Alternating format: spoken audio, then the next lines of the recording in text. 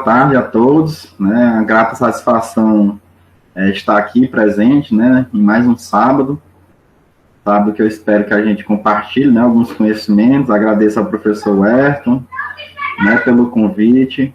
Agradeço a gentileza do Rafael também. Agradeço aos demais membros, né? Que estão aí na sala, né? Que estão aí disponibilizando um tempinho do seu sábado, né? Para a gente discutir sobre as bacias hidrográficas. Né, como o professor Ayrton antecipou, já estamos pesquisando alguns anos, né, digamos aí uns 3, 4 anos a respeito das bacias hidrográficas, mas com foco nos desastres naturais, né? A gente já viu aí nas demais lives, né, esse conceito ele tem sofrido algumas modificações, né, ele tem sofrido algumas alterações em sua terminologia, né?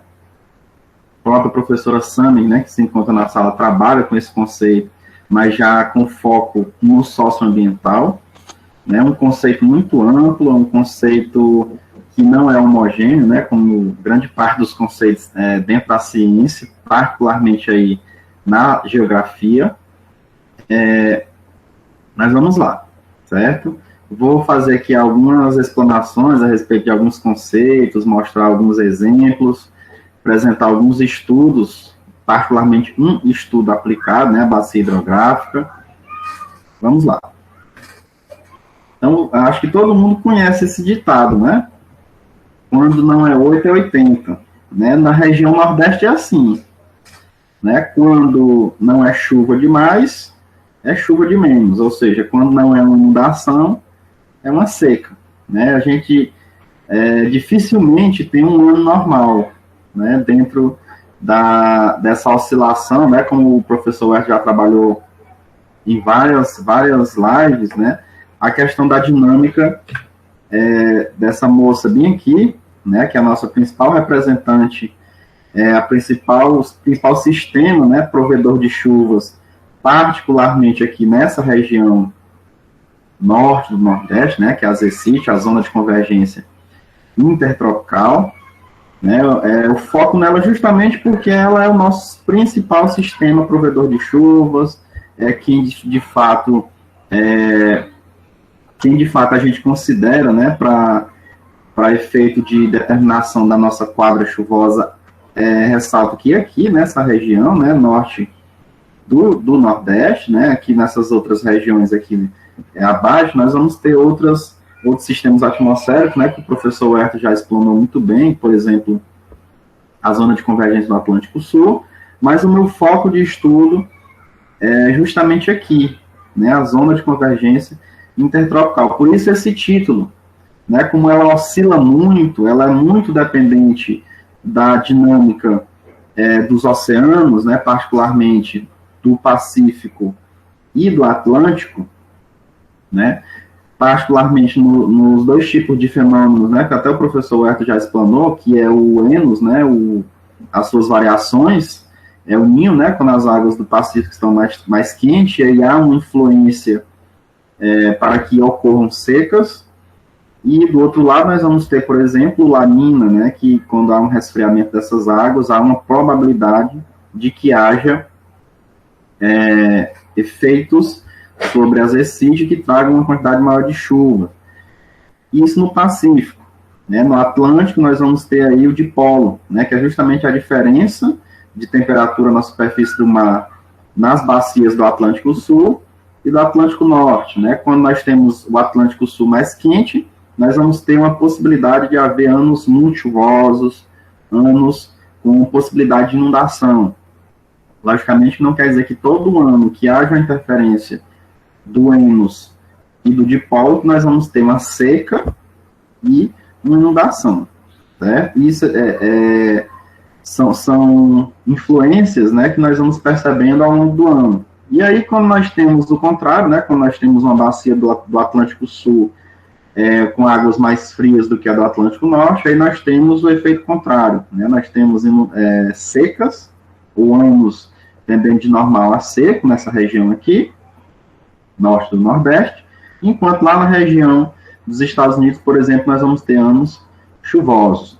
ressalto, né, que essa interferência aqui, né, quando a gente vai ver na região sul do Brasil, é como se fossem efeitos extremos. Se no Nordeste é chuvoso, lá na região sul, sudeste, nós vamos ter estiagem, seca. Se lá é chuvosa, aqui nós temos seca. Então, essa dinâmica ela é bem interessante, né? Daí o título é como se não houvesse um meio termo no Nordeste, né? É difícil a gente encontrar esse meio termo. E aí, alguns aspectos gerais, eu vou abordar aqui a questão do semiárido, certo? O Nordeste não é só semiárido. Mesmo dentro do semiárido, nós temos uma diversidade de características ambientais muito grande. Por exemplo, a Serra da Ibiapaba, o Planalto da Ibiapaba está dentro da região semiárida. Mas as características da Ibiapaba são muito diferentes, por exemplo, do que está na base do Planalto, né? Então, assim, o que é o semiárido, né? O semiárido, né, pela resolução número 107/2017, né, da SUDENE, considerou 3 critérios para a gente dizer que a região semiárida é essa, certo? Tem que ter uma média anual, né, menor, aliás, igual ou inferior a 800 milímetros de chuva, certo? Tem que ter um índice de aridez igual ou menor do que 0,5, certo? E um déficit hídrico maior do que 60%. Aí nós temos o que nós vamos chamar de semiárido brasileiro, de acordo com a resolução 107, né, que estabeleceu os critérios técnicos e científicos para a delimitação do semiárido. É algo muito polêmico nessa essa delimitação, porque eu particularmente não concordo com muitas cidades que adentraram a região semiárida, sendo que não tem características semiáridas. O Rafael, que trabalha, se eu não me engano, em Timon, pode muito bem relatar isso. As características, os aspectos climáticos de Timon é muito diferente, por exemplo, dos aspectos climáticos de Piracuruca. Quem já foi a 7 cidades, por exemplo, no mês de agosto, setembro, outubro, 7 cidades, quando dá assim meio-dia, mais ou menos, parece um caldeirão. Né? A concentração de radiação, embora haja uma certa quantidade de vegetação, mas ela é enorme, né? Porque existem afloramentos, existem áreas expostas, então é bem diferente, por exemplo, da cidade do município de Timon, certo? Que já tem particularmente mais características amazônicas do que características semiáridas, mas entrou dentro da área semiárida. Então, assim como um outro conceito que a gente vai discutir, que é o de desertificação, que muitos pesquisadores têm batido em cima dessa tecla, né, que há muita política por trás dessas delimitações, também nessa delimitação do semiárido fica aqui implícito esse elemento político, certo? Então, essa delimitação aqui de 2005, né, do semiárido, haviam 1.135 municípios considerados como pertencentes ao semiárido. Percebam que no Maranhão não havia nenhum, no Espírito Santo também não, certo? Aqui nós temos os municípios, aliás, os estados, né, Nordestina, Alagoas, Bahia, Ceará, Minas Gerais já apresentava, né, o norte de Minas Gerais aqui na região sudeste já apresentava 85 municípios, certo? E aqui a delimitação mais atual, né, de nesse ano aqui de 2017, nós tivemos 3 delimitações. Nós tivemos uma que ocorreu em março, uma que ocorreu em julho, e a última foi a que ocorreu, que ficou de fato, que foi a que foi implementada, né, pelo grupo de trabalho, que foi em novembro de 2017, né, que considerou 1.262 municípios como pertencentes ao semiárido brasileiro. Percebam que aqui no Maranhão nós já temos 2 municípios, certo? O Ceará praticamente todo é considerado uma área semiárida. Se eu não me engano, o Ceará tem 184 municípios. Desses 184, 175 são considerados pertencentes ao semiárido. Né? Bem mais do que, por exemplo, o estado do Piauí, que tem 224 municípios e 185 são considerados pertencentes a essa área semiárida. Mas aí há de se considerar, por exemplo, que no estado do Piauí, nós temos uma relativa homogeneidade. Se a gente for observar as macroformas de relevo, né, o Piauí, bem no centro da bacia do Parnaíba, apresenta uma certa homogeneidade, uma monotonia do relevo, certo? Diferente do Ceará, que é cheio de serras, né, o que está na serra tem características diferentes, logicamente, por conta principalmente da altitude, né, o professor Ayrton já explanou isso muito bem, né, da interferência do relevo sobre as condições atmosféricas, né, inclusive ele falando aí da questão ainda há pouco, né, das nuvens, dos núcleos que estão se formando, eles de certa forma acompanham, né, essa dinâmica do relevo, né, essas formas de relevo. E aí eu trago um outro conceito que é muito polêmico, né, de certa forma hoje ele não tem sido tão debatido como foi alguns anos atrás, mas ainda um conceito muito polêmico, que é o de desertificação, né. Esse termo ele foi primeiramente utilizado, né, por André Aberville, né, para designar áreas na África, né, e aí esse conceito ele passou a ser utilizado para regiões muito semelhantes à África, né, a África tropical, sob a influência dos processos de degradação, né, causados pelo mau uso dos recursos naturais.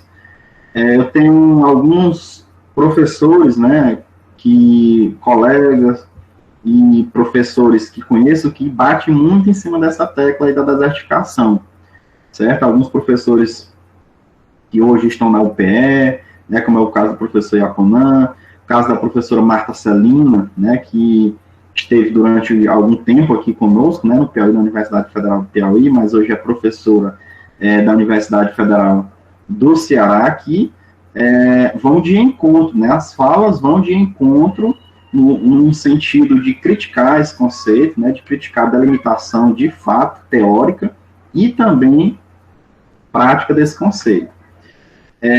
Teve um marco, né, para a discussão desse conceito, que ocorreu em 1977 no Quênia, né, Nairobi, no Quênia, em que ocorreu a Conferência Internacional das Nações Unidas, né, para combate à desertificação. Inclusive, tivemos muitas repercussões posterior a isso, inclusive na Eco 92 que aconteceu no Rio, né, na Agenda 21 nós temos um capítulo todo dedicado a debater essa temática, né, foi um marco histórico aí das discussões planetárias, né, sobre desertificação.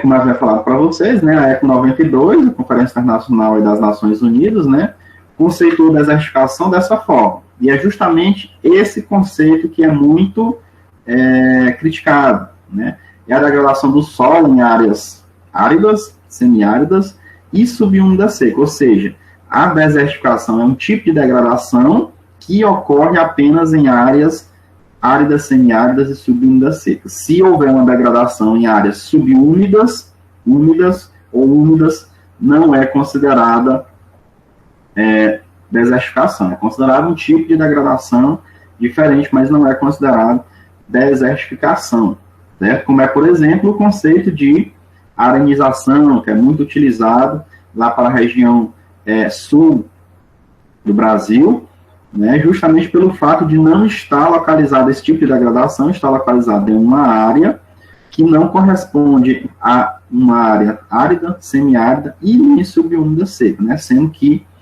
o sul do nosso país é considerado uma área subúmida úmida, né, por assim dizer, ou úmida.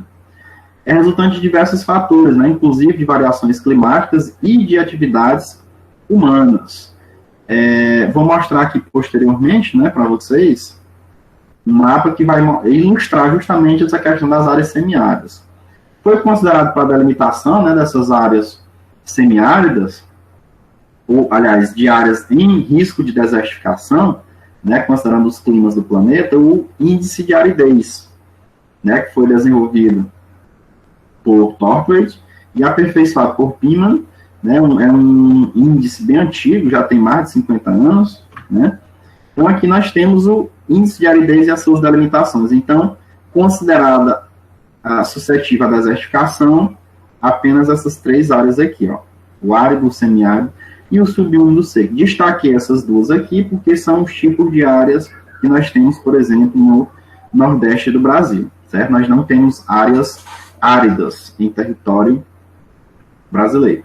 Certo? Inclusive, o semiárido brasileiro é uma das áreas de desertificação suscetível à desertificação que mais chove no planeta. Então, já é uma área bem diferente das demais áreas em torno do planeta Terra, certo?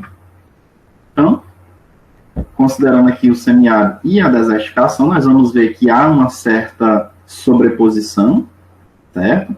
Aqui nós temos, ó, nessa partezinha mais escura aqui, nós temos o que era considerado em 2004 como uma área semiárida, né? Esse laranja mais escuro, ó. Esse mais clarinho aqui, que fica nas bordas, eram as chamadas áreas subúmidas secas, e o amarelo, áreas do entorno, né? Percebam que aqui, por exemplo, no estado do Maranhão, nós já tínhamos alguns municípios, inclusive Timon passou a ser considerado uma área, um município enquadrado como semiárido, né? Nós já tínhamos aqui, e nós temos os famosos núcleos de desertificação, né? No caso do Ceará, ele já foi aperfeiçoado, já foi feito um estudo, né? E os núcleos foram ampliados, né? Nós temos aqui, no caso do oficial de 2004, né, do Plan Brasil, apenas Irauçuba. No caso do Piauí, nós temos Gilboés. Inclusive, os efeitos de desertificação aqui de Gilboés, eles foram causados pela mineração, certo? Nós temos Cabrobó, né, aqui, e o Seridó, certo?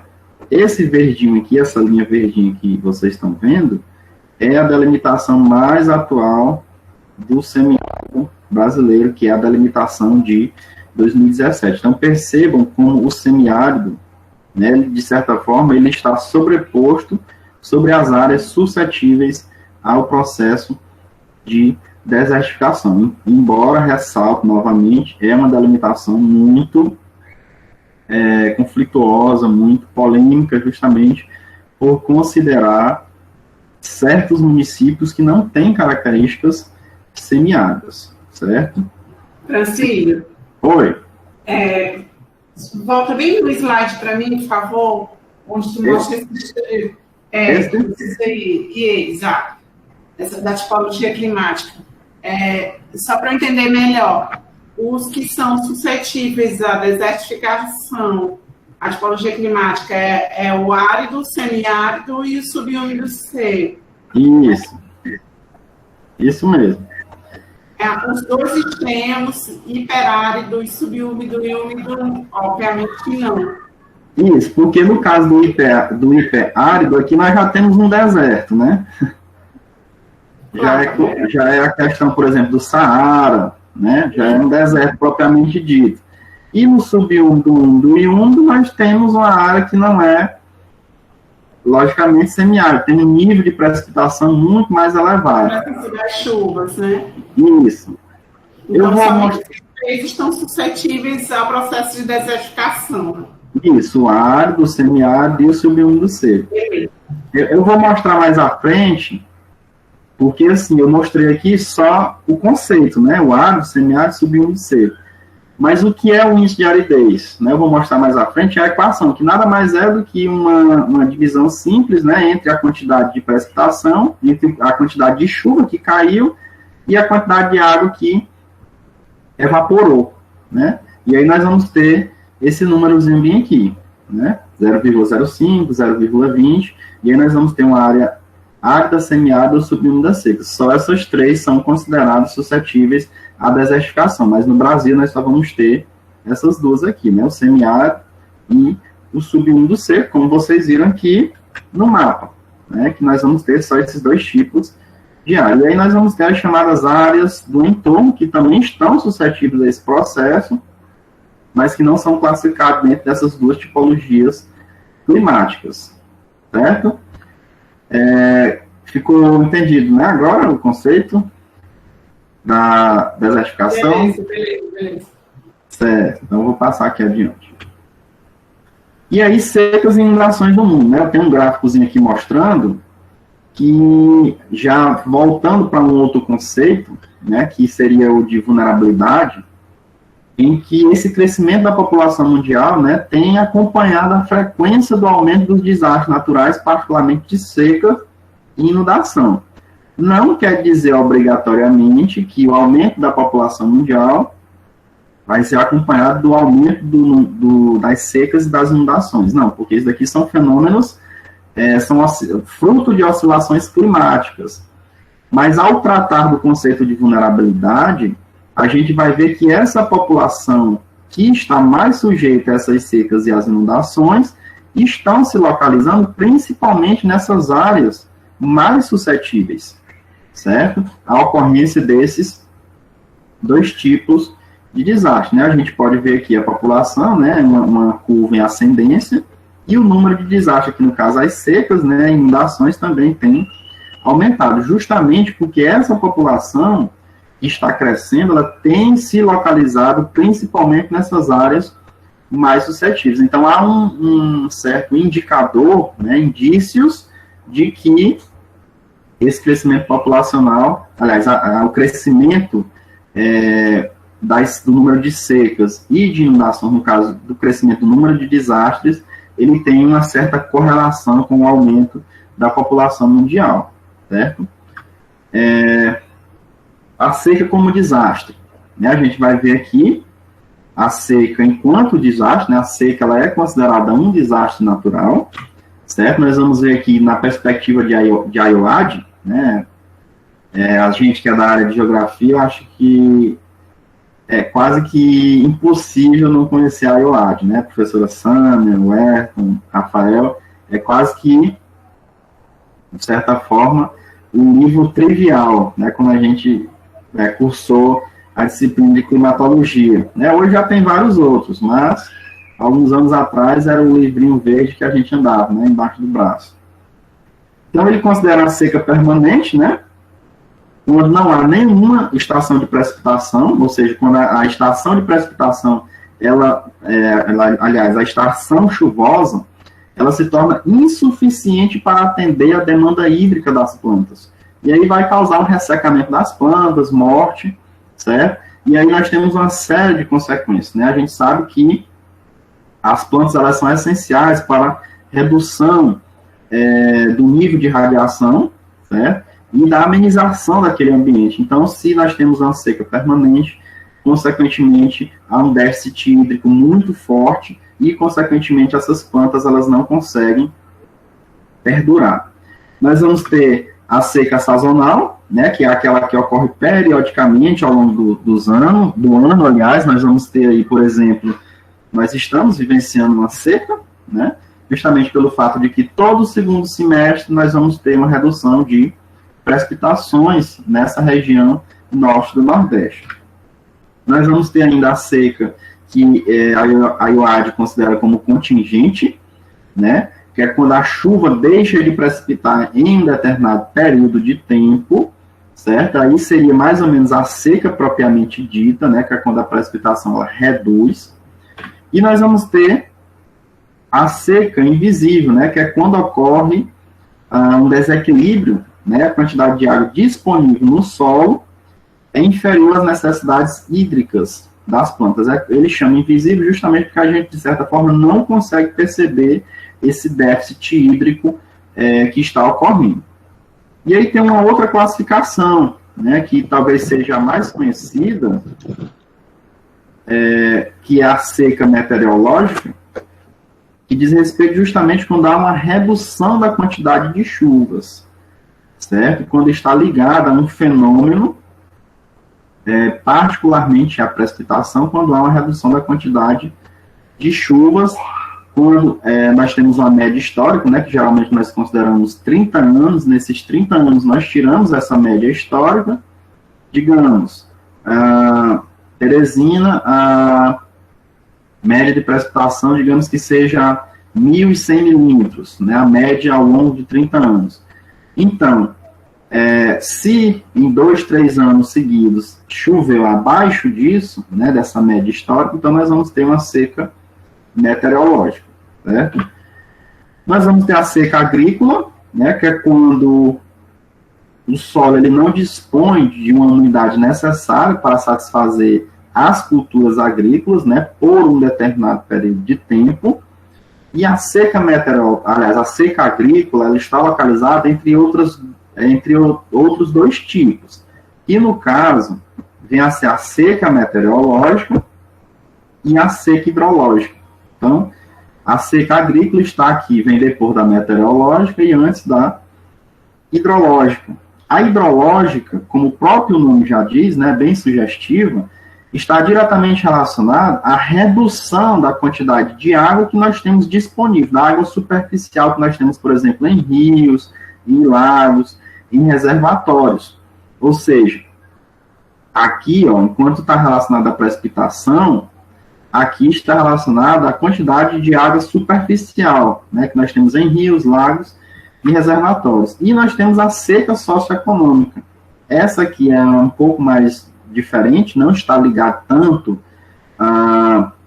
está logicamente ligada aos fatores climáticos, mas ocorre quando a procura de um determinado produto, né, supera a sua oferta, né, como consequência da redução da disponibilidade de água, né, como um efeito do aumento de preço, por exemplo, redução de um determinado produto que supera, no caso aí, a sua oferta. Então, a seca socioeconômica está relacionada justamente a um efeito dessas outras secas, por exemplo, da agrícola, em que não houve um ano chuvoso, um ano que foi propício ao desenvolvimento de um certo tipo de cultura, de lavoura, e aí houve uma redução daquele produto, e aí nós vamos ter, por exemplo, a seca socioeconômica, que é justamente quando aquele produto ou teve um impacto desses outros tipos de seca, e a oferta, ela diminuiu. E a principal consequência, justamente, é o aumento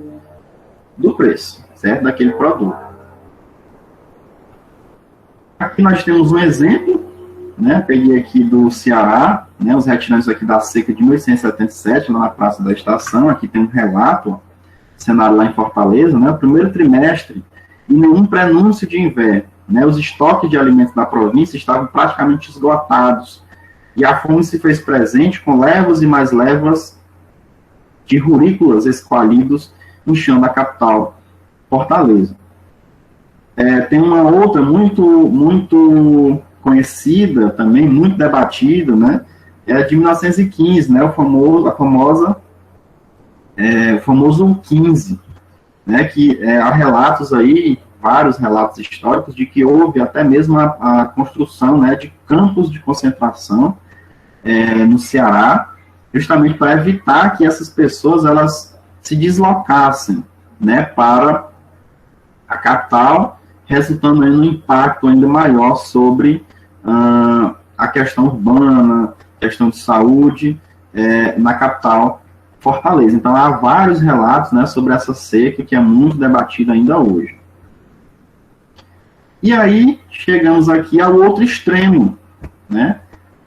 Falamos de seca, falamos da ausência de chuva, falamos da ausência de água no solo, e quando ocorre o outro extremo? Quando nós temos chuva demais, né? Aí nós temos alguns conceitos, né? Que é o de cheia, enchente e inundação.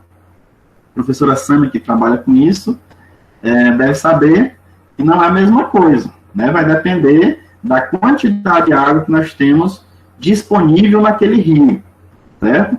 Aí nós vamos ter uma figurinha aqui do CEMADEM, né, em que vai nos mostrar justamente o que é uma cheia, o que é uma enchente, o que é uma inundação. Primeiro aqui nós temos a cheia, né, que é o leito menor do rio, que é aquele período, né, quando você olha aquele rio, principalmente agora nesse segundo semestre, que é quando ocorre uma redução muito forte, né, da quantidade de chuvas, nós vamos ter aí, quando ocorre um período chuvoso e quando nós temos a elevação desse rio, né, da cota, nós vamos ter a cheia, que é justamente quando ele ultrapassa esse quantitativo aí do que nós chamamos de leito menor.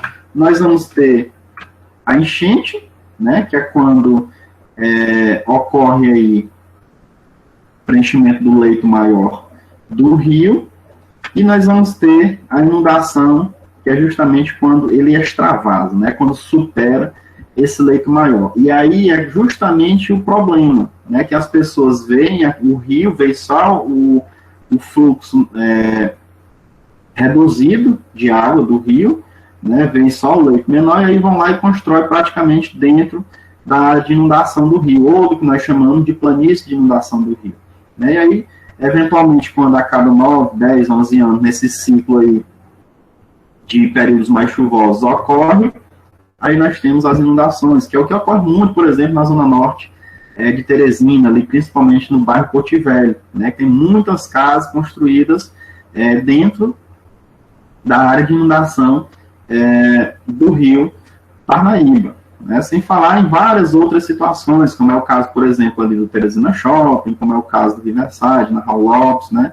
Que estão construídas justamente dentro da área de inundação do rio Poti. Tá? A coisa mais normal do mundo é que a cada 9, 10, 11 anos, esse rio ele sofra um aumento na sua cota de inundação e, consequentemente, vai inundar aqueles locais, né? A coisa que é natural, certo?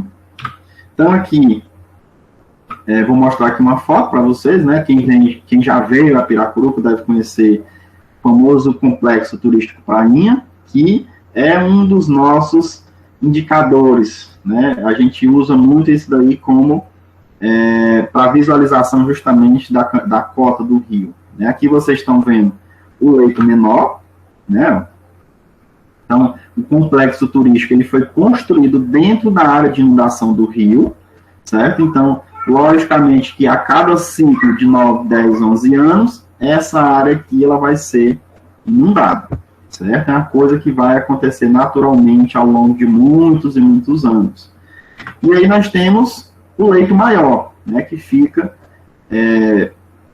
na foto não aparece, né, mas tem aqui uma certa elevação que eu vou mostrar aqui nessa próxima figura, que é justamente aqui, ó. Aqui nós temos o leito de inundação, aliás, o leito maior do rio. Então, esse daqui ainda não estava totalmente cheio, certo? Percebam que o rio, ele avançou essas barraquinhas aqui, certo? Isso daqui no período de 2009. Esse ano já teve isso daqui. É algo cíclico, é algo que vai ocorrer praticamente todo ano, a menos que nós tenhamos um ano atípico, em que tenha um baixo nível de precipitação. Não sendo isso, o rio sempre vai avançar aqui, justamente por quê? Porque essas habitações, sejam comerciais ou seja residência, ela está construída dentro do leito de inundação, dentro da planície de inundação do rio. Então, vai ser algo que periodicamente vai ocorrer, certo? Então, aqui mostrando justamente esse leito maior, que é essa elevação que nós temos aqui, certo? Não aparece nessa foto aqui, mas há uma curva para cá, né, que mostra justamente, nós vamos perceber, essa elevação mostrando o leito maior do rio. Francisco, e aqui, oi. Desculpe lhe atrapalhar. É só um exemplo, inclusive, assim, para nossos colegas, às vezes o leito maior pode ser não só essa margem, né, dependendo da faixa do rio, outros elementos também morfológicos da bacia, que assim, esse é um exemplo, que eu conheço a cidade, de Barras, Rio Maratuã. Lá o leito maior, ele chega praticamente a 100 metros, na verdade, da sua margem. Então, o rio Piracuruca pode ser um leito maior, com uma certa distância, mas em outros rios, estou citando o rio Maratuã em Barras, o leito maior pode ser a 100 metros. Né? Então, a sua área de inundação, a partir da margem, chega até a 100 metros ou até mais. E hoje em dia, o bairro Chique, lá em Maratuã, praticamente todo está urbanizado. Tá? A pracinha lá, onde é, inclusive, um posto de saúde, tudo fica debaixo d'água quando há o leito maior inundado pelo rio Maratuã. É um exemplo, tá bom? Conheço, né, o rio, e assim, é bem interessante, né, porque, como o Rafael bem ressaltou aí, cada rio vai depender muito, né, do tamanho desse leito maior, justamente porque quanto mais vai se aproximando da foz, mais ele vai se espraiando, né, mais esse leito maior ele vai se tornando mais largo. né? E aqui no caso de Piracuruca, né, já estamos próximos da Foz. No caso, a Foz do Piracuruca fica entre Batalha e São José do Divino, né? Ele deságua lá no Rio Longar. Então aqui, ó, já é uma área com com um relevo relativamente plano a suave ondulado. Então, o rio, de certa forma, ele se espalha, ele vai ficando mais largo. E aí vou mostrar aqui um exemplo, né? Aqui coloquei o risco iminente. Por quê? Porque a gente já sabe que isso daqui vai ocorrer, né? Isso daqui já é algo que visualmente e empiricamente, né, a gente já vem sofrendo com isso, digo a gente enquanto morador aqui de Piracuruca, que a gente já sabe que isso vai ocorrer periodicamente. E aí aqui nós temos o desastre concretizado. Olha onde a água chegou. Quem conhece, por exemplo, a Praça Irmão Dantas, né, quem já veio a Piracuruca, por exemplo, no festejo de julho, né, na Nossa Senhora do Carmo, ou em outros períodos, sabe qual é a distância, por exemplo, dessa praça em relação à prainha. Certo? E também em relação aqui, ó, porque o rio ele passa por aqui. Certo? Lá atrás tem o rio Piracuruca. Mas a água chegou até aqui, ó, isso em 2009. Aqui nós temos uma foto, ó, mostrando justamente a igreja, onde a água estava, ó. Isso daqui já é muito, quase uns 500 metros do leito maior do rio. Certo? Então percebam a questão da abrangência, né, e da distância do impacto das águas desse rio. Aqui nós temos a frente da rodoviária, ó. Aqui também já é muitos metros, né, além do leito maior do rio. E aqui nós temos, mostrando justamente a prainha, né, esse mar de água que nós temos aqui. A ponte, em 2009, ela se tornou praticamente uma barragem, né, ela estava barrando a passagem da água, tanto que a estrutura da ponte, ela rachou dos dois lados, certo? Ela foi interditada, não passava mais nenhum carro, tanto aqui desse lado, quanto desse outro lado, rachou a estrutura. E aqui vocês vendo, né, aquelas barraquinhas que no primeiro momento estavam apenas pela metade, e isso não foi nem o período mais de maior cota altimétrica, né? Chegou ao ponto de que nós víamos apenas essas bandeirinhas aqui, amarela, certo? Para fora da água, né? Então o rio aqui subiu ainda mais do que essa cota aqui que vocês estão observando. Então, quando eu digo assim, com desastre concretizado, é porque já há uma iminência de que a cada 9, 10, 11 anos ele vai ocorrer, certo? Mas as pessoas continuam lá, continua sendo um centro atrativo, continua sendo um local onde as pessoas vão se divertir, continua sendo um local onde ocorre o carnaval, continua sendo um local onde ocorrem os shows, mas é um desastre que a gente vai ver que já é anunciado a cada 9, 10, 11 anos, certo? E aí chegamos à bacia hidrográfica como unidade ou sistema, né? Nós trabalhamos aqui com dois conceitos, a unidade e o sistema. Então, a bacia ela tem sido uma unidade territorial, né, amplamente trabalhada em estudos, né? Não é de agora que os pesquisadores vêm trabalhando com bacias, né? Ela já vem sendo difundida há muitos e muitos anos. Tem sido utilizada para delimitação espacial, né, por reunir de forma sinérgica, né, fatores físicos e humanos. Então, por exemplo, dentro da bacia do rio Piracuruca, nós temos as características físicas, mas nós temos também as características de uso que essas características físicas nos proporcionam. Por exemplo, nós temos certos tipos de solos que, embora não sejam os mais propícios para o desenvolvimento agrícola, vão ser bastante utilizados, como é o caso, por exemplo, dos neossolos litóricos, que são utilizados, são solos rasos, são solos formados por areia fina, grossa, né, são solos pouco férteis, são solos mal drenados, porque quando a água vem, né, como os grãos estão muito distantes um do outro, ela penetra e desce, não filtra, como é, por exemplo, um solo argiloso. E aí, isso nos proporciona um determinado uso. Né, a bacia, de acordo com a política nacional de recursos hídricos, né, ela é a unidade territorial para a implementação da Política Nacional de Recursos Hídricos e a atuação do Sistema Nacional de Gerenciamento de Recursos Hídricos, né? Foi estabelecido que a bacia se tornaria a unidade territorial justamente para a implementação dessa política nacional e a atuação do Sistema Nacional. Só que nós temos um problema, né? É a unidade territorial, mas muitos dos dados dos nossos órgãos, como é o caso do IBGE, como é o caso de outros órgãos, não trabalham com a bacia como sendo essa unidade territorial.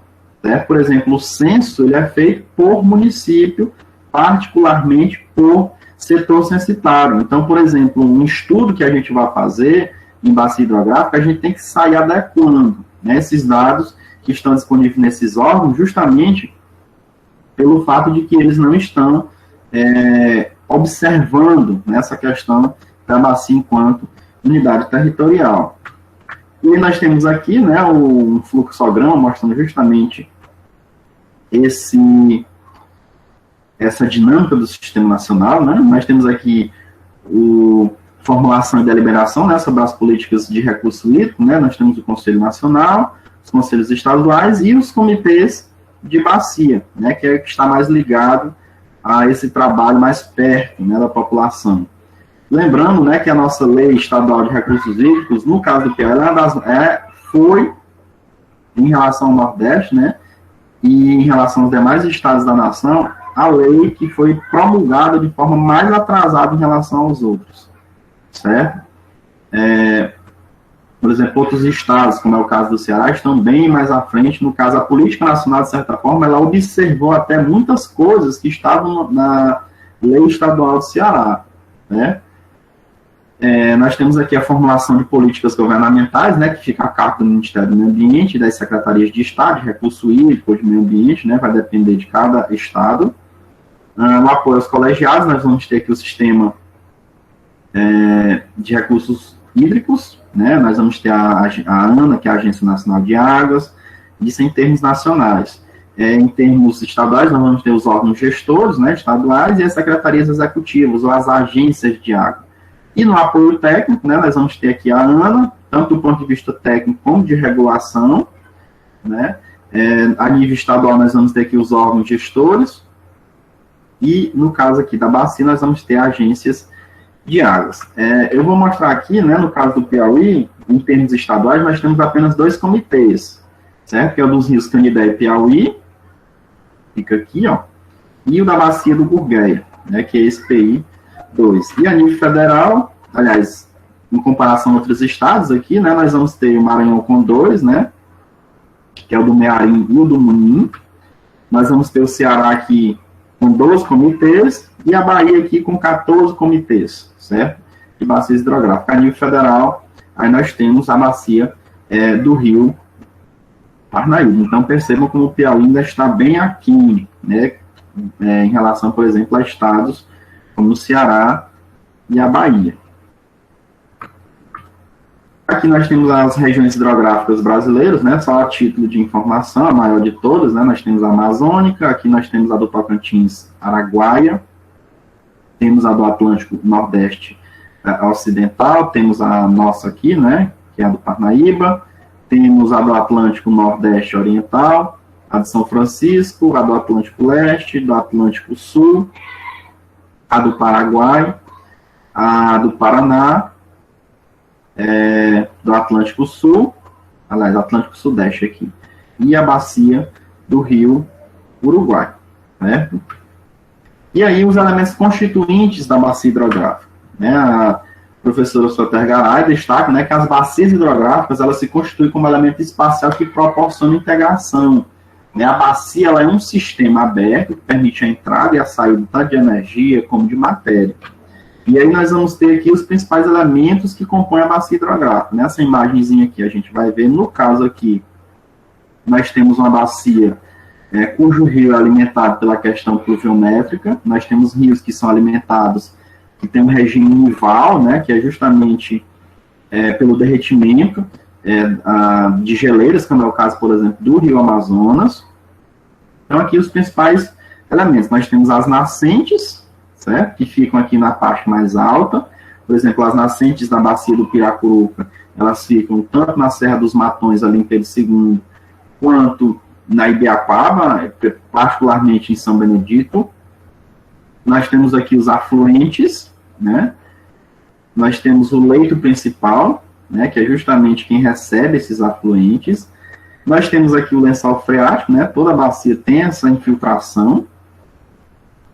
O divisor de águas, o que é o divisor de águas? É uma elevação do relevo que vai dividir uma bacia e a outra. Vou mostrar mais à frente o que é um divisor de águas, né, com uma imagem realmente da realidade, do espaço geográfico.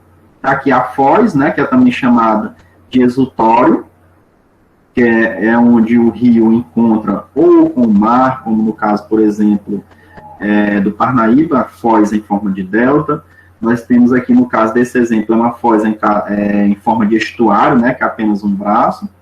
E aqui nós temos o fundo de vale, né, que é justamente essa área aqui próxima aos rios. Aí tem dois conceitos que também são muito polêmicos, né, que é a questão da microbacia, que é justamente formado por um rio que nós vamos chamar de primeira ordem, né, que são as nascentes, e de segunda ordem, e uma subbacia, certo? Aqui nós vamos ter um mapa aqui da minha tese, né, mostrando justamente o que seria um divisor de águas. Eu acho que todos conhecem essa imagem aqui, né, de Pedro II, do Morro do Gritador. Aqui nós temos um afloramento, né, da formação Cabeças, e que nós vamos ter justamente o divisor de águas sul da bacia hidrográfica do rio Piracuruca, certo? Então, aqui nós temos uma bacia hidrográfica, aqui nós temos o seu divisor de águas sul, certo? Para cá, para a direita, nós já vamos ter uma outra bacia hidrográfica. Então, o divisor de águas é justamente isso, é uma elevação que vai separar uma bacia hidrográfica da outra.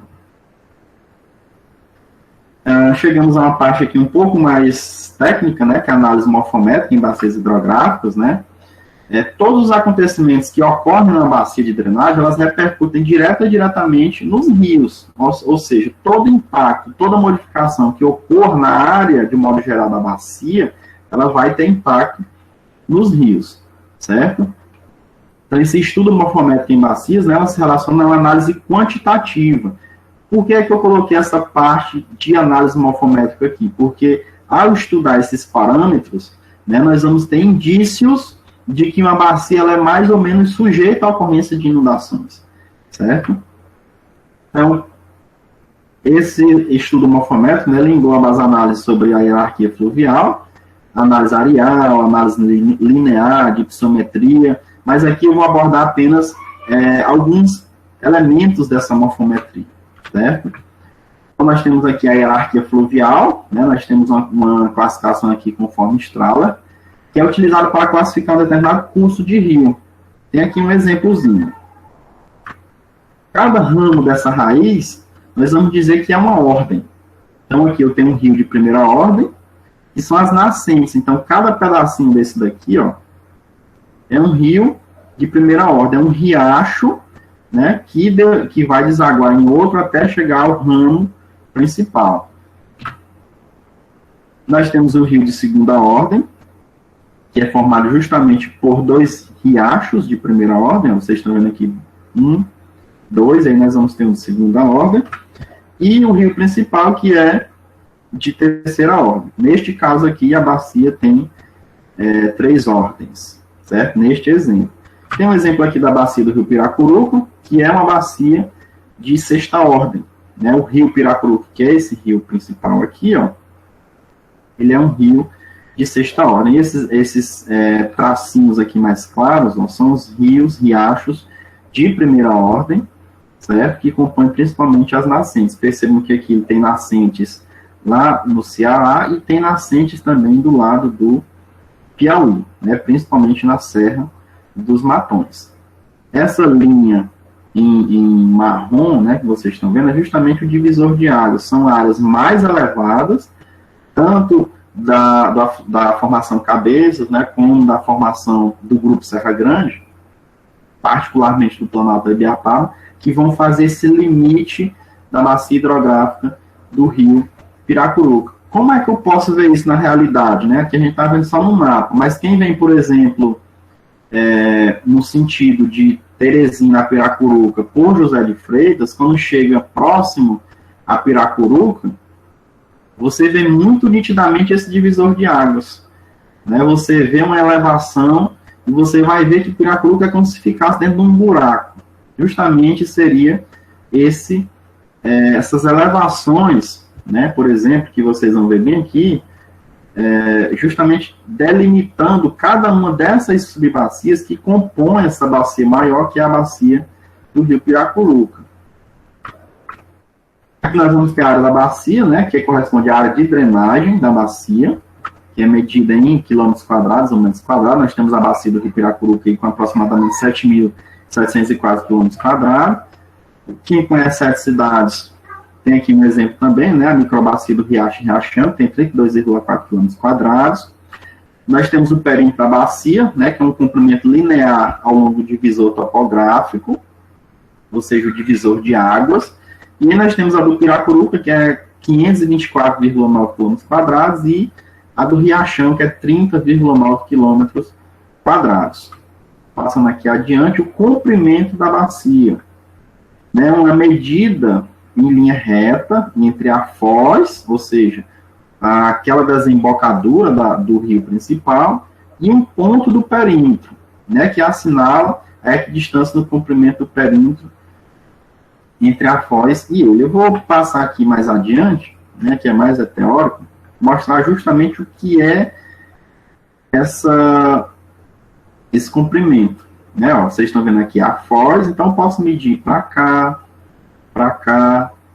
Então eu tenho várias possibilidades para fazer esse comprimento da bacia. Está aqui o eixo vetorial, aqui a distância da desembocadura, maior distância da desembocadura, o ponto mais alto, certo? Então eu tenho várias possibilidades para mim fazer isso, certo? E aqui já traz a distância, né, desse ponto. Um dos indicadores que vão me dizer se a bacia ela é mais ou menos suscetível a ter inundações rápidas, né, o chamado fator forma da bacia.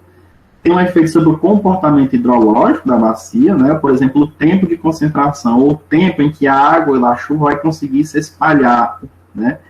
O tempo, né, de concentração é definido como sendo o tempo, né, a partir do início da precipitação, que é necessário para toda essa água se espalhar pela bacia, certo? Então, se for um tempo muito curto, quer dizer que essa bacia ela tem a possibilidade de ter uma inundação muito rápida. Se esse tempo é mais longo, a bacia vai ter uma inundação de forma lenta, certo? Então, aqui tem a forma, né, é a área pelo comprimento do eixo. Então, percebam que é importante aqueles parâmetros anteriores, né, para a gente fazer o cálculo aqui. E aí tem alguns exemplos que nós vamos ver mais adiante. O índice de circularidade, né, que vai mostrar a relação entre a área total da bacia e a área de um círculo de perímetro igual ao da área total da bacia. Tá aqui a formulazinha, em que A é a área e P é o perímetro da bacia. Ou seja, dois elementos que nós também precisávamos calcular para fazer o índice de circularidade. Nós temos um exemplo aqui. O índice de circularidade da bacia do Piracuruca é 0,34 e o do Riachão é 0,43. Mas vamos ver, mas o que é que significa 0,34 e 0,43? Mas vamos ver mais adiante o que é que significa isso. O índice de compacidade, né, o índice de Gravellius, que é a relação entre o perímetro da bacia e a circunferência com a área igual da bacia, né? Então, quanto mais próximo de um, mais circular é a bacia. Mas o que é que tem a ver circular, estreito? Mas vamos ver que quanto mais circular for a bacia, mais ela é sujeita a ocorrer inundações. Aqui nós temos o índice também, né, em que P é o perímetro e A é a área da bacia. Aqui nós temos um exemplo, né? Aliás, a chave de classificação, né, que entre 1 e 1,5, totalmente sujeito à inundação, e aí mais distante, né, maior do que 1,5, menor risco a enchentes. Certo? Aqui tem a do Piracuruca, que é 1,7, que tem o menor risco a enchente, e nós temos a do Riachão, que é 1,51. Aí você deve imaginar, ora, mas se a bacia do Piracuruca tem 1,7, de acordo com a padronização, diz que há um menor risco de enchente, mas isso é para a bacia como um todo, certo? Se a gente for considerar só um trecho da bacia, aí é diferente, certo? E é o seguinte, esses índices, eles vão me mostrar que a bacia não tem um potencial para a ocorrência de cheias, de enchentes ou de inundações rápidas, certo? O que é diferente de inundação, de enchente, de cheias lentas, como é o caso da bacia do rio Piracuruca. Aqui mostrando, ó, um exemplo, certo? Do fator forma da bacia do Piracuruca, é 0,46, índice de circularidade 1, é 0,35, coeficiente de compacidade é 1,67. No caso desses dois, quanto mais próximo de zero, menor o risco de inundações rápidas. No caso do coeficiente de compacidade, quanto maior esse número, principalmente se for maior do que 1,5, menor o risco de inundações rápidas. No caso da bacia do Piracuruca, ela tem um baixo potencial para a ocorrência de inundações rápidas, mas vocês viram que ela inunda. Por que ela inunda? Porque nós vamos ver que a população se localiza particularmente muito próximo à planície de inundação do rio. Então, periodicamente, a cada 9, 10, 11 anos, essa água ela vai chegar a essa população. Aí você pode se perguntar, a população sabe que ali vai inundar, por que ele se localiza ali? Aí já é uma discussão um pouco mais ampla, né, que nós teríamos que trabalhar, por exemplo, com o conceito de segregação socioambiental, que seria justamente o fato de aquela bacia, aliás, de aquela população estar localizada em terrenos mais baratos, certo? De que foi deslocada para ali, de que foi herdado um terreno ali, e assim sucessivamente.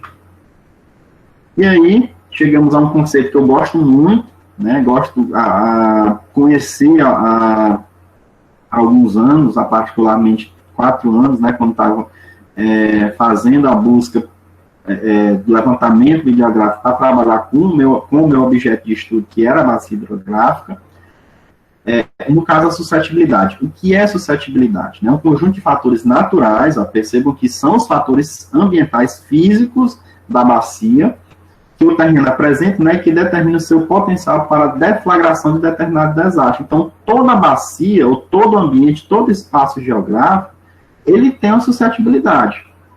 Não existe um ambiente sem suscetibilidade. Logicamente que, dependendo dos fatores, aquele ambiente pode ter mais ou menos suscetibilidade à ocorrência de um determinado desastre. Mas não existe um ambiente que não tenha esse risco. Ele pode ter um risco muito baixo ou nulo, mas ainda assim, dentro daquela classificação, é um conjunto de fatores que vão influenciar um determinado nível de suscetibilidade. E aí, do outro lado, nós temos a vulnerabilidade, conceito muito trabalhado aí pela professora Sami, né, na tese dela. O que seria a vulnerabilidade? Seria a exposição de indivíduos. Percebam que de um lado nós temos a base física, do outro nós temos a ocupação humana, né? A exposição de indivíduos, bens, por exemplo, e o grau de resistência e resiliência desses indivíduos e comunidades, né, para a ocorrência de processos e eventos potencialmente danosos, ou seja, como é que aquela população vai resistir a uma inundação, a uma seca.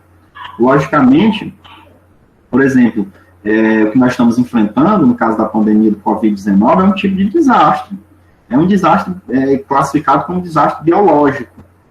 Mas será se todos nós, será se a professora Sâmia, eu, Rafael, Gorete, os demais componentes da sala, tem a mesma resiliência para enfrentar esse tipo de desastre? Será que nós temos a mesma resiliência que a população de baixa renda, por exemplo, ou a população menos instruída? Então, a gente vai ver que não é bem assim. Nós estamos dentro da mesma área, mas o risco é diferente, tanto do ponto de vista da suscetibilidade, quanto do ponto de vista da vulnerabilidade. Vamos pegar o Covid-19. há poucos estudos, embora os pesquisadores estejam acelerando aí as pesquisas, mas há baixos estudos em termos de conclusão, há indícios, há perspectivas, mas nós sabemos que as condições, os aspectos climáticos, eles influenciam na Covid-19, certo? Então, aí já é a questão de fatores naturais. E nós sabemos também que a população, ela tem vulnerabilidades diferentes, certo? E aí nós chegamos ao conceito de resiliência, que está relacionado à questão da adaptabilidade, da aprendizagem com isso e da flexibilidade. Em termos mais amplos, a resiliência, que foi um conceito cunhado na física, né, diz respeito ao fato de um determinado ambiente, voltando aqui para o que a gente está trabalhando, né, que um determinado ambiente tem, né, um potencial, uma capacidade que aquele ambiente tem de reagir, né, de receber aquele impacto do desastre, mas ainda tem uma manutenção, uma funcionalidade dos seus sistemas, né? Inicialmente, o conceito de resiliência ele foi muito tratado do ponto de vista bem simplório, né? De que seria um ambiente com a capacidade de resistir e voltar ao seu estado inicial. E aí os pesquisadores viram o seguinte: e se aquele estado inicial não fosse melhor, fosse pior do que após o desastre? Será se essa resiliência não seria, digamos assim, uma possibilidade de adaptação àquele desastre, certo? Por quê? Porque os sistemas ambientais, eles vivem um equilíbrio dinâmico. Se há uma perturbação em determinado elemento do sistema, esse sistema ele busca uma adaptabilidade, ele busca um novo equilíbrio, certo? Então, por exemplo, se a gente agride um determinado ambiente no planeta Terra, aquele ambiente ele vai procurar um novo equilíbrio, certo? E aí resiliência, em termos bem simples, seria essa capacidade que aquele ambiente tem, tanto do ponto de vista, juntando a suscetibilidade, são os fatores físicos, e o ponto de vista da vulnerabilidade, de resistir àquele impacto e ainda assim ter uma manutenção, uma funcionalidade dos seus sistemas, certo? E não mais retornando ao estado inicial, que era o conceito inicialmente utilizado para a resiliência, certo? Por que eu estou trabalhando resiliência? Né? Porque nós vamos ver mais à frente justamente um estudo que mostrou essa questão, esse potencial para da bacia para resistir a determinados impactos, certo? Então, a resiliência aplicada a estudos em bacias hidrográficas. Eu vou mostrar aqui uma pequena parte do que eu fiz, né, na minha tese. Diagnóstico integrado em bacias hidrográficas. Não basta a gente, enquanto pesquisador, ou enquanto comunicador, né, desses conceitos, desses desastres, ver aquele ambiente de forma isolada. Então, é preciso ver, que eu já apresentei, né, que a suscetibilidade é o que tem naquele ambiente que o predispõe, de certa forma, a ter um potencial maior de ser atingido por um determinado desastre. E a vulnerabilidade, aquela população que ali está, como é o comportamento dessa população, quais são os elementos da capacidade de suporte dessa população para resistir a esses desastres. Aí nós temos a resiliência, ou seja, a suscetibilidade, a base física, e o comportamento e a capacidade de suporte humano para resistir a esse impacto. Aí nós vamos ter a resiliência daquela bacia. Se nós sabemos a resiliência daquela bacia, se nós sabemos onde são as áreas mais suscetíveis, se nós sabemos qual é a população mais vulnerável, nós podemos ordenar o nosso território de forma a que nós tenhamos mais investimentos em termos de melhoria da vulnerabilidade, melhoria dos indicadores dessa vulnerabilidade, sejam os educacionais, seja de renda, certo? Seja de saneamento, e também de suscetibilidade, de conservação de determinadas áreas. Mas o que ele tem a ver ordenamento territorial com suscetibilidade? Ora, se tem uma área que nós deveríamos conservar e nós não conservamos, nós vamos estar predispondo aquela área ainda mais à ocorrência de desastres. Por exemplo, a mata ciliar, né, de um rio, que ela atenua a inundação, ela atenua os efeitos das secas, certo? Ela atenua outros desastres, como os deslizamentos. Se nós não conservamos, o que vai ocorrer? Nós vamos predispor aquela área ali a sofrer um determinado tipo de desastre, certo? E aí nós podemos gerenciar, né, fazer a gestão e o planejamento daquela área, mas isso de forma integrada, percebendo a suscetibilidade, a vulnerabilidade, reconhecendo a resiliência, ordenando o território, fazendo a gestão e o planejamento e alimentando esse diagnóstico integrado da bacia. Aqui mostrando um estudo, né, que eu havia falado para vocês, está aqui a bacia do Piracuruca. Chamo de subbacia porque ela é dentro do sistema, né, ela está vinculada, ela está ligada à bacia maior, que é a bacia do Rio Longar, que por sua vez é uma subbacia da bacia hidrográfica do Parnaíba, certo? Bem, eu vou apresentar para vocês, né, agora alguns parâmetros, né, indicadores que eu utilizei para a construção de alguns índices, né, de resiliência ligado à subbacia hidrográfica do Rio Piracuruca. O primeiro deles foi a permeabilidade litológica, né, que está relacionada aos tipos de rochas. A gente sabe, por exemplo, os basaltos, né, que são rochas mais duras, né, elas são, de certa forma, impermeáveis à penetração da água, e com isso tem uma determinada influência, né, sobre o ritmo do fluxo da água, né, e, por exemplo, em São José do Divino, onde a gente encontrou esses tipos de rocha, que é bem diferente, por exemplo, dos arenitos, né, que são porosos, permitem a infiltração da água, e tem uma dinâmica diferente, por exemplo, quando ocorrem chuvas mais fortes, certo? A capacidade de infiltração do arenito é maior, né, do que a do basalto.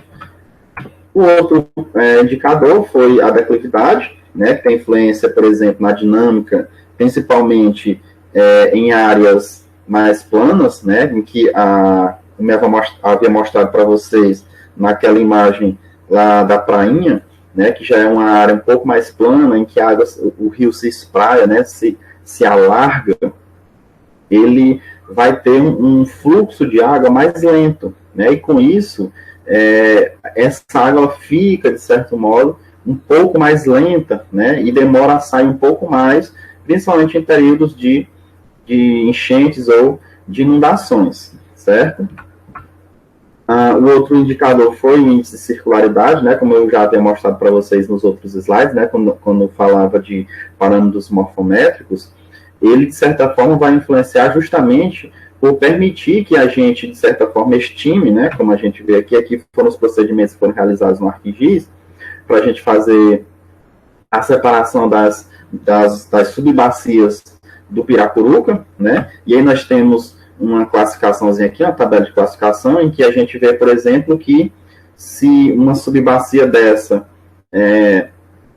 tem um intervalo menor do que 1,51, vai ter uma baixa predisposição a inundações, enquanto se for maior do que 0,51, vai ter uma alta predisposição, certo? Nós temos aqui o índice de aridez, que é muito importante, inclusive vocês já viram que ele foi de suma importância, por exemplo, para a questão da classificação, né, do semiárido, e também em relação à desertificação. Então, é um índice muito importante e foi utilizado basicamente relacionado às secas, né, para a gente ver, de certa forma, a suscetibilidade dessa bacia à ocorrência de secas, né? Aqui tem a tabela de classificação. Nós vamos ter o índice de vegetação, no caso que a gente utilizou aí foi o SAV, mas tem outros, né? Tem o MDVI, tem que é o índice de vegetação normalizado, né, por diferença normalizada, e tem outros, né, como o MDWI, que observa mais a umidade. São, na verdade, procedimentos que a gente utiliza, né, são equações que a gente digita lá no sistema de informação geográfica, e considera o que a gente chama de bandas, que na verdade são sensores, né, que os satélites carregam. No caso aí, utilizei imagens Landsat, né, que talvez ainda sejam das mais utilizadas, né, apesar de que nós temos vários outros satélites aí que estão com imagens bem mais, digamos assim, próximas, né, com a resolução talvez até melhor do que as do Landsat, mas ainda assim bastante utilizado, né? Então tem aqui a equação, né, que foi aplicada para a gente ver essa diferença entre no caso aqui, o infravermelho próximo, né, e o vermelho visível, né? Utilizamos também um índice de 0,5, né, justamente porque é uma vegetação que é intermediária, né? A bacia ela é muito heterogênea. Você tem um topo em que você tem uma mata mais alta, né? A chamada mata pluvio-nebular, e quando você vai descendo em direção ao Piauí, essa vegetação vai ficando mais baixa, vai ficando mais espaçada, né? Uma vegetação que era de grande porte lá no topo do Planalto, quando você desce por conta de vários fatores, mas principalmente os climáticos, né? É um clima mais rigoroso, você vai ter uma modificação na vegetação, certo? Aqui a tabelinha de classificação, né, do índice de vegetação. Nós utilizamos também a temperatura à superfície do solo, utilizamos as mesmas imagens do Landsat, só que fizemos outros procedimentos, né, um pouco mais complexo, aí mudamos, fizemos procedimentos, né, em 2 SIGs, né, e para a gente conseguir modificar o aspecto dessas imagens, certo? Aqui a tabela de classificação, percebam que tem locais que chegou até 47 graus, né? São superfícies expostas, né, que estão com o solo exposto, lembrando que isso daí não é ao longo de um ano, certo? Isso daí foi a captação de um momento, de uma imagem que foi captada em um momento, certo? Do segundo semestre, do mês de setembro, certo? E aí captou essa variação, que foi de 21,1 até 47 graus. 21,1 é uma área com cobertura vegetal, logicamente, diferente de uma área com 47 graus, né? Que é uma área com solo exposto, por exemplo, afloramento rochoso. Nós utilizamos também aqui já para a vulnerabilidade, né? Nós utilizamos a criticidade, na verdade, para a vulnerabilidade nós utilizamos 2 indicadores, né, que compôs a vulnerabilidade, que é a criticidade, é uma metodologia do professor Lúcio Cunha, lá de Portugal.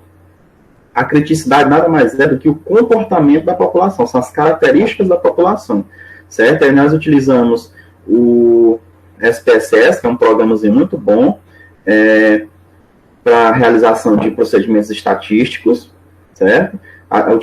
Empregamos aí a análise fatorial, em que a gente tinha, no caso, na criticidade, nós iniciamos com 18 variáveis e terminamos com 17, porque a gente vai rodando o programa e aí vamos utilizando um certo 2 testes que nós utilizamos, né, como se fosse uma nota de corte, certo? Nós utilizamos aí a significância de Bartlett e o KMO, né? Então, aquelas variáveis que iam ficando abaixo daquele valor de corte, a gente ia eliminando até que o modelo ficasse com um quantitativo adequado dentro desses 2 parâmetros, certo? Aqui é a classificação, né?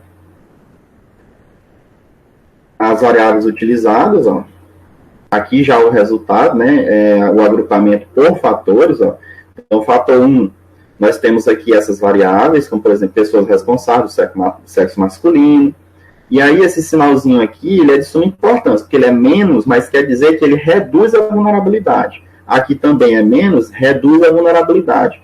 Aqui é mais, e aqui também, então, aumenta a vulnerabilidade. São variáveis que contribuem para aumentar a vulnerabilidade, certo? E aí, o outro indicador é a capacidade de suporte daqueles setores censitários, certo? Utilizamos o mesmo procedimento. Nós começamos com 44 variáveis, terminamos com 31. Aqui é a tabelinha de classificação. Está aqui os indicadores. Nós tivemos aí 7 fatores, né? A mesma coisa, ó, menos reduz a vulnerabilidade, ó, fator 1, fator 2, fator 3, mais o 4, o 5 e o 7 aumentam a vulnerabilidade, certo? E aí o índice de suscetibilidade biofísica, né? Eu apresentei para vocês todas as variáveis primeiro, e aqui o índice que compõe, as variáveis que foram utilizadas para compor o índice de suscetibilidade biofísica. Lembrando que suscetibilidade biofísica são as condições ambientais, certo? Declividade do relevo, temperatura superfície do solo, índice de aridez e o SAVE. E a tabela de classificação. Vocês podem perguntar como é que está essa questão da classificação dos intervalos. O SIG nos dá isso daí, né, um valor mínimo e um máximo, e a gente, de certa forma, bota para ele classificar em 2, 3, 4, 5 classes, certo? Aqui, a suscetibilidade biofísica a inundações, percebam que a gente já considerou a litologia e o índice de circularidade das 5 subbacias que eu vou mostrar para vocês em seguida, certo? E a classificação. Aí nós tivemos o índice de vulnerabilidade socioespacial, né, que nós consideramos a criticidade e a capacidade de suporte, certo? Está aqui a classificação, né, adaptada, certo? Aqui é uma lógica simples, né? Por exemplo, 1 vezes 1 dá 1, 1 vezes 2, 2, 1 vezes 3, 3, e assim sucessivamente. Cada corzinha dessa daqui, ó, tem um significado, né? Por exemplo, de 1 a 3, tá aqui, ó. 1, onde tem 3, nós vamos ter baixa vulnerabilidade, certo? E aí, aqui, o procedimento, né, para a realização do índice de vulnerabilidade. Primeiro, nós temos a normalização das variáveis, né, padronizamos todas essas variáveis que vocês viram, né, as 44 de capacidade de suporte, as 18 de criticidade. Primeiro, nós utilizamos, elas já estão no Excel, né, as tabelas do IBGE vêm no Excel. A gente transformou todos aqueles valores para porcentagem, para padronizar, certo? Para não ficar muito discrepante, porque, por exemplo, tem setor censitário que tem 2 domicílios, aí tem outros maiores, né, que são mais ocupados, que tem 100 domicílios, então fica uma discrepância muito grande, e aí a gente transformou tudo para porcentagem. Fizemos a execução da análise fatorial, avaliamos, né, a matriz de correlação desses dados, e aí fomos eliminando, a partir disso, como eu havia falado para vocês, a partir do KMO, da esfericidade de Bartlett, né, as variáveis que ficavam com valor abaixo de 0,5 que a gente ia eliminando, e a questão da esfericidade do modelo, né? Então, isso foi considerado aqui para ir eliminando as variáveis até que o modelo ficasse adequado. Interpretação, né, que foi a questão daqueles valores que vocês viram lá, entre parênteses, mais e menos, combinação desses scores num único valor, certo? E aí levamos isso para posteriormente, do SPSS, nós tiramos, né, essa tabelinha e levamos para o QGIS para a gente fazer a espacialização no mapa, né, classificação dos resultados finais de acordo com o Cutter. Vou mostrar para vocês posteriormente.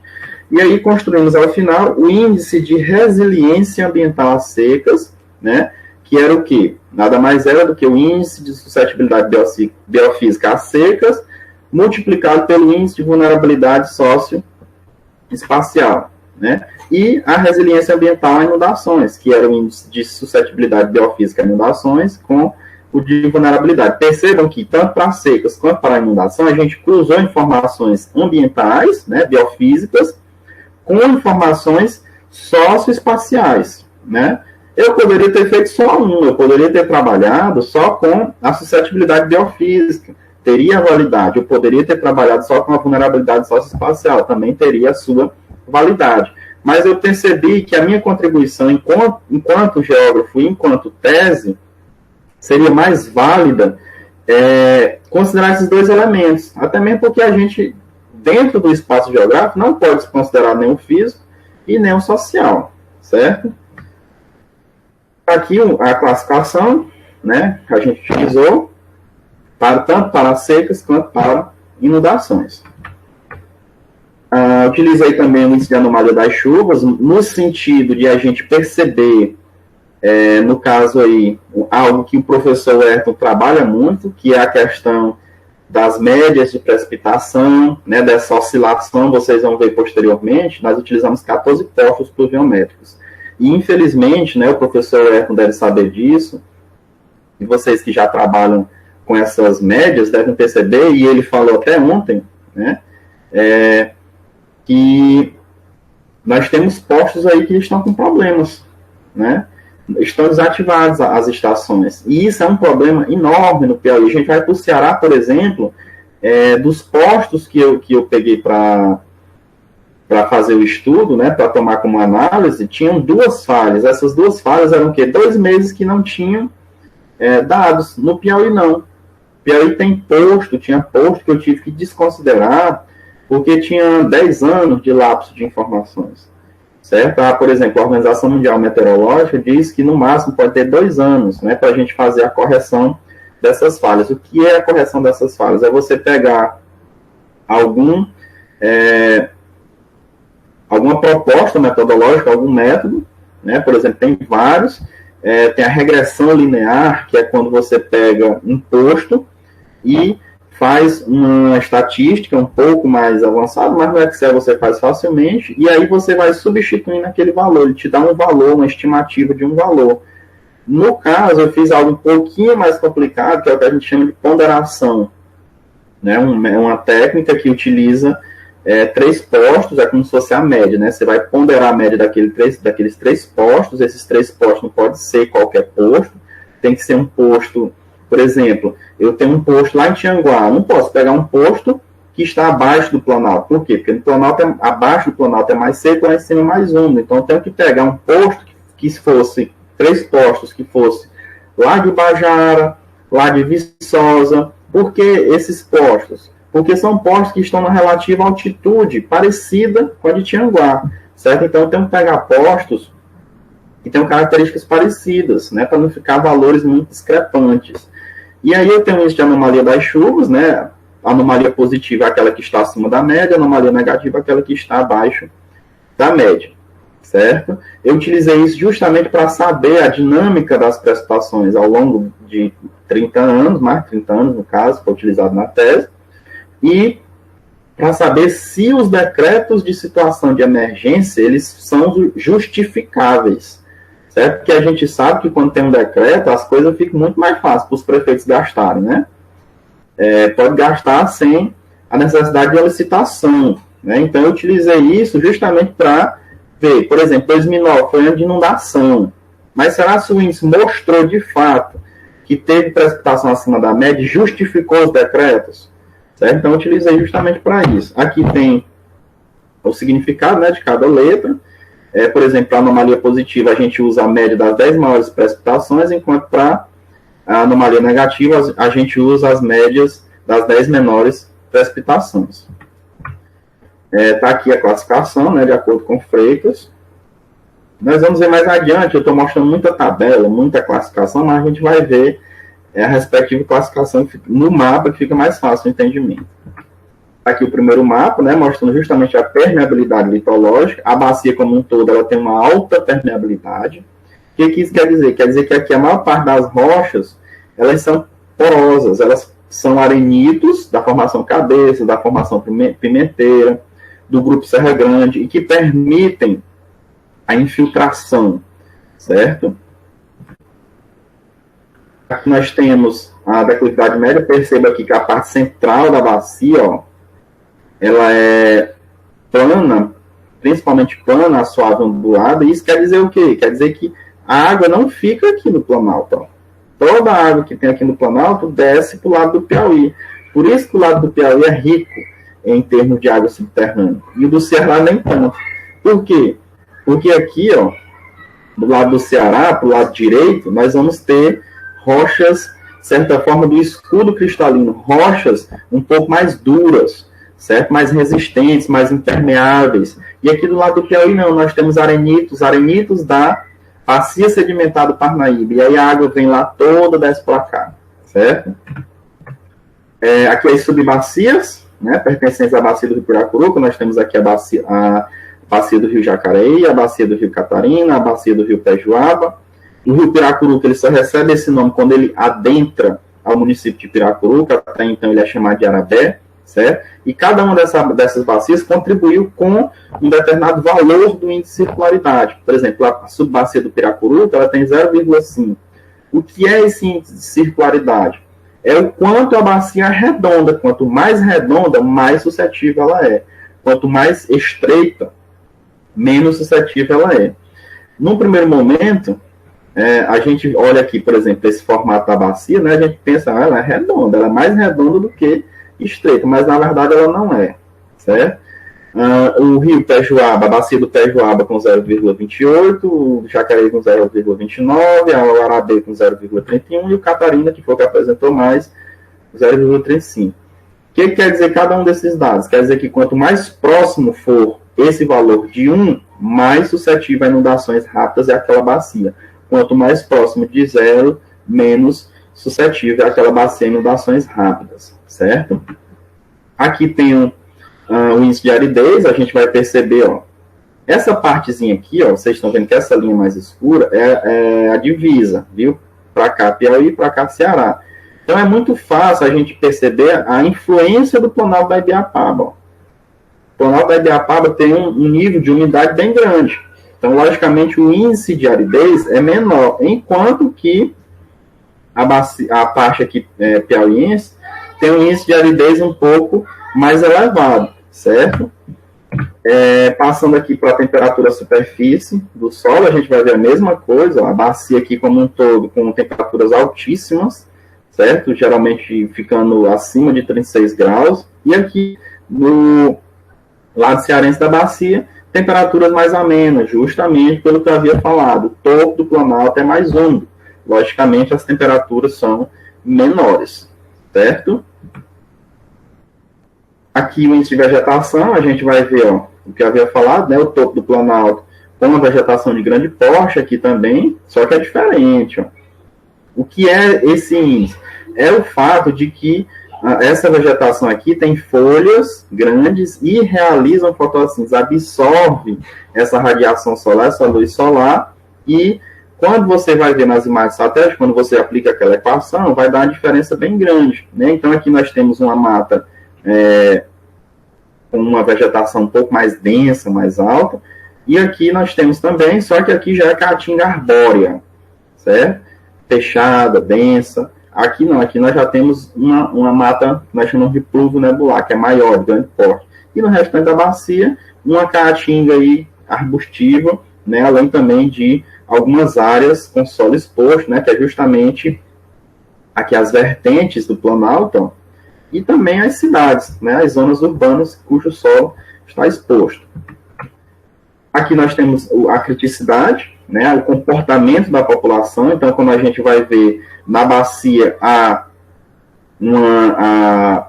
predominância, né, principalmente de alta a muito alta criticidade, isso quer dizer que em termos populacionais de comportamento característico da população, a bacia ela é muito suscetível, certo? Já quando a gente vai ver a capacidade de suporte, é diferente, certo?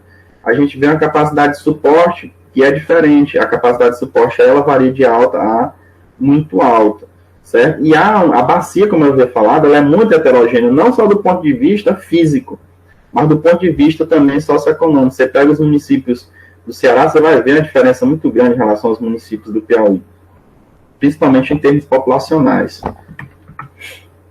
A suscetibilidade biofísica, né, que já é a integração de algumas variáveis, né? Você vê aqui que a bacia, de certa forma, ela apresenta a predominância aqui de alta suscetibilidade, certo? Você vê aqui a suscetibilidade biofísica a inundações, você vai ver também que na bacia essa suscetibilidade, de certo modo, você vai perceber que ela varia de média a alta, certo?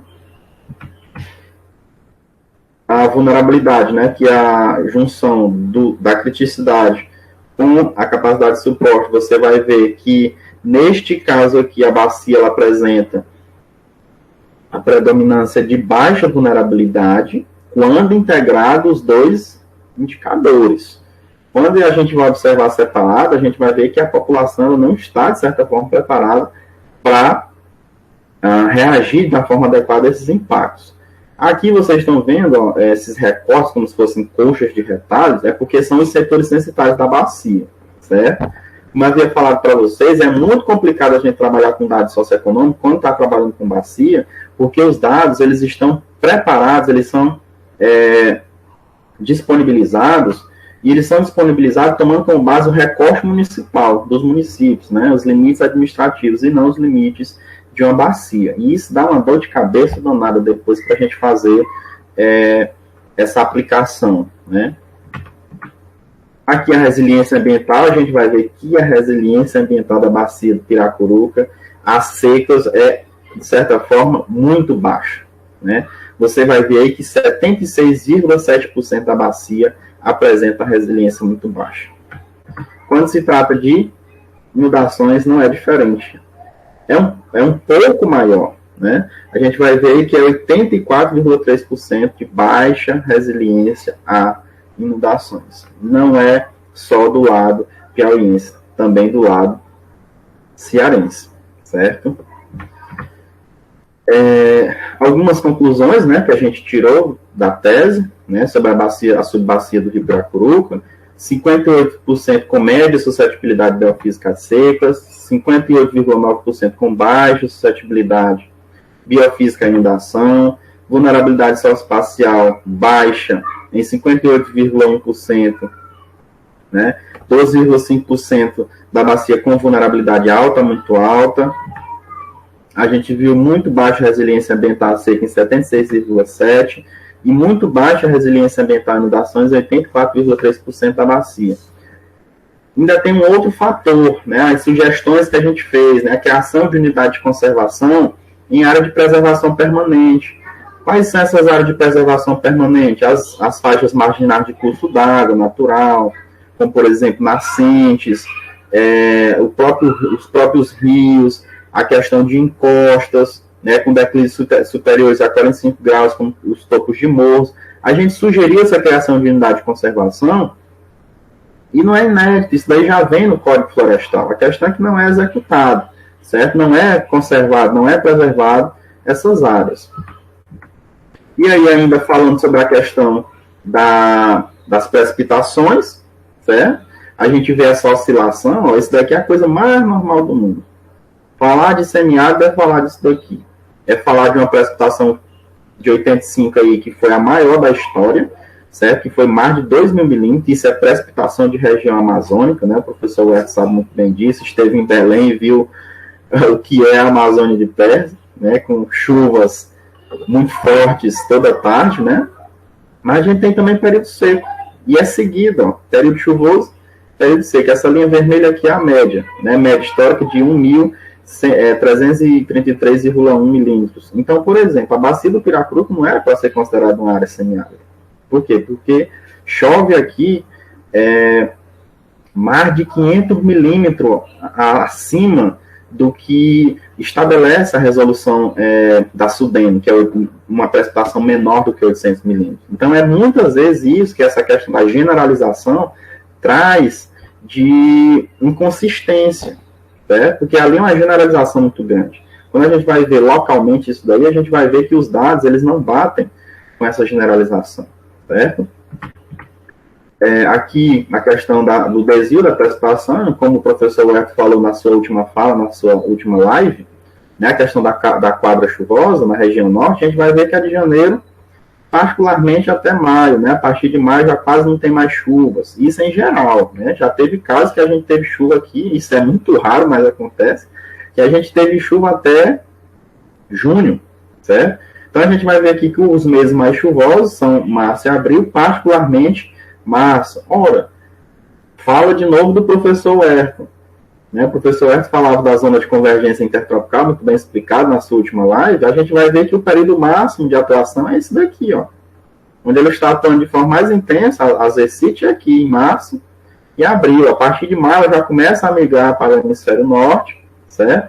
E aí começa a ter esses desvios negativos, ó, que é justamente a queda do quantitativo de precipitação. A gente vai ver que, no caso da bacia do Piracuruca, o mês mais seco é o mês de setembro, certo? Aqui foi um teste que nós utilizamos, teste Menkendal, para saber se há indicativos de mudanças, né, se há tendências de redução ou aumento de precipitação na bacia. A gente viu que em março há um indicativo de aumento de precipitação, isso quer dizer que há a possibilidade de ocorrer um aumento de inundações, enquanto os meses de setembro e outubro nós vemos, lembrando que setembro é o mês mais seco da bacia, Então, há um indicativo de que haja uma acentuação das secas, certo? Se, por um lado, aumenta as inundações, aqui no segundo semestre, uma possibilidade de aumento das secas, certo? O que eu vou falar para vocês, né, o índice de anomalia das chuvas, a gente vê aqui que em 85 foi o ano mais chuvoso, né, com 7,7, e há uma explicação, houve uma La Nina fraca, né, que teve influência, certo? A gente vai ver aqui essa oscilação ao longo desses, do ano de 1985 ao ano de 2016. E as justificativas, né? Por exemplo, quem percebeu, né, que de 2012 a 2016 nós tivemos anos muito secos, com temperaturas altíssimas, principalmente aqui, ó, em 2016, fruto justamente desse El Niño, desses El Niños que ocorreram aqui, certo? Então, quando a gente vai ver, né, o índice de anomalia das chuvas, a gente vê que houve, de fato, a justificativa plausível, o ambiente, o que estava ocorrendo no meio ambiente justificou, de fato, a ocorrência dos decretos de situação de emergência. Aqui tem a média, né, a frequência relativa dos anos extremamente seco, muito seco, seco, chuvoso, muito chuvoso, extremamente chuvoso. Então, percebam essa oscilação, certo? Falar de semiárido é falar de diversidade. Aqui nós estamos falando apenas de um elemento que, no caso, é a diversidade em termos de precipitação. E aqui os decretos, né, de 2003 a 2016, nós tivemos esses decretos aqui, ó, percebam que de 2012 a 2016, tudo isso daqui foi decreto de situação de emergência por conta de seca. Em 2009, nós tivemos 7 decretos, justamente por conta das inundações. Em 2004, vocês devem lembrar também que foi um ano muito chuvoso, teve decreto de situação de emergência também para os municípios que tinham sede incluídos dentro dos limites da subbacia do Rio Piracuruca. E aí a gestão de risco, né, considerando a lei 12.608, né, de 2012, da questão da defesa civil, né, a gente vê que há essas possibilidades, né, que tem que ser trabalhado de forma interligada, não é desarticulado, certo? Como eu havia mencionado, isso daqui tem que ser articulado. Por exemplo, há um prognóstico, né, esses estudos preliminares, que foi mais basicamente o que eu fiz, né, um estudo preliminar, constrói-se um planejamento, né, que a gente vai chamar de previsão, né, todo um preparo, uma busca por implementação de estratégias para a redução máxima desse risco, e aí quando vem o desastre, né, que ele como eu havia falado para vocês, ele é iminente, a gente sabe que ele vai ocorrer, como é, por exemplo, uma inundação, como é, por exemplo, uma seca, porque não dá para evitar uma inundação, certo? O rio ele vai inundar, logicamente. A questão é aonde é que a população está localizada. Não dá para tirar, por exemplo, o município de Piracuruca, a população e deslocar. Até daria, mas essa população iria sair? É o mesmo problema que acontece na zona norte de Teresina. A população é removida constantemente, mas sempre ela volta após a redução da cota altimétrica lá do rio Parnaíba, certo? Após a ocorrência do desastre, a gente faria, no caso, a mitigação, né, que seria remediar os danos, buscar recuperar, né, aquela área, e aí fazer um diagnóstico. E desse prognóstico ao diagnóstico, nós deveríamos saber a resiliência ambiental daquela área e as vulnerabilidades sociais daquela população. Sabendo desses dois elementos, a gente tem um potencial muito grande para reduzir o quantitativo de perdas, sejam de perdas econômicas, sejam de perdas ambientais, ou sejam prejuízos maiores como perdas de vidas humanas, certo? Ao longo da ocorrência desses desastres naturais, certo? Então, a minha contribuição com vocês era essa, né? Eu agradeço muito pela atenção. Qualquer dúvida, tem o meu e-mail, né? Vai ficar gravado aí e vai ser disponibilizado no grupo, né? E fico aberto às perguntas, aos questionamentos. Agradeço mais uma vez a paciência e a atenção de todos.